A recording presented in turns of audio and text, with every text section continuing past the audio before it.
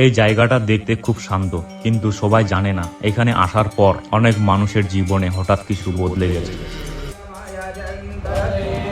কেউ এসেছে শুধু ঘুরতে, কিন্তু ফিরে গেছে একদম অন্য মানুষ হয়ে।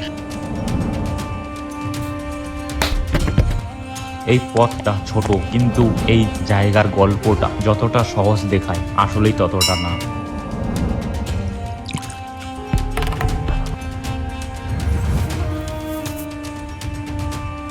এই জায়গাটা নিয়ে এমন কিছু কথা আছে যেগুলো কেবলমাত্র অল্প কিছু ভক্তরাই জানে। আজ সেগুলো নিয়েই আমি একটু কথা বলবো তোমাদের।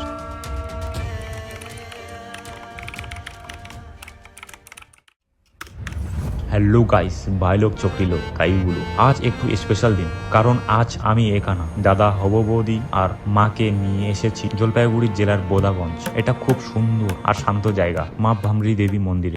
এই মন্দিরটা তিস্তা নদীর কাছাকাছি, আর চারপাশে লক্ষ্য করলে দেখবে ছোট জঙ্গলের মতো প্রাকৃতিক পরিবেশ, গাছপালা, খোলা বাতাস, একদম শান্ত একটা জায়গা। এখানে ঢুকতেই মনটা এমনি হালকা হয়ে যায়। লোকমুখে প্রচলিত বিশ্বাস অনুযায়ী এই জায়গাটি একটি জাগৃত শক্তি স্থান। এখন আমরা মন্দিরের ভিতরে ঢুকছি। ভক্তদের বিশ্বাস, মা ভ্রমরী দেবী এখানে আজও ভক্তদের ডাকে সাড়া দেয়। তাই শুধু আশেপাশের মানুষ নয়, দূর দূরান্ত থেকেও অনেক ভক্ত এখানে পুজো দিতে আসেন। এখন আমরা পুজোর জিনিস নিচ্ছি, ফুল, প্রসাদ আর লাল কাপড়। এখন মায়ের সামনে দাঁড়িয়ে আছি। এখানে এসে আলাদা করে কিছু বলতে হয় না, যেটা মনে থাকে সেটাই মনে মনে বলে দিই। এখানে সিঁদুর আর লাল কাপড় দেওয়ার একটা আলাদাই বিশ্বাস আছে, আমরাও সেটাই করছি। অনেকে এখানে সুতো বেঁধে মনের কথা মায়ের কাছে রেখে যান, আমরাও ঠিক সেটাই করলাম।